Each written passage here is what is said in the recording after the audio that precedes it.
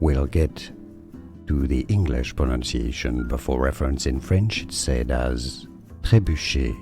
In English there are two different pronunciations. In American English, Trebuchet. Trebuchet.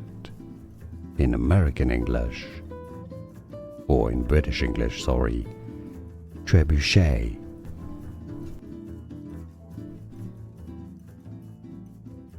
We'll get to the English pronunciation before reference. In French it's said as Trebuchet.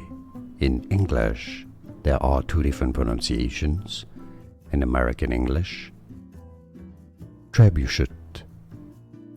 Trebuchet.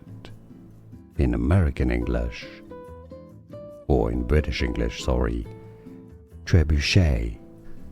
Here are more videos on how to pronounce more confusing words and names too many mispronounced. Like this video if you found it useful. I appreciate your support. I'll see you soon and thanks for watching.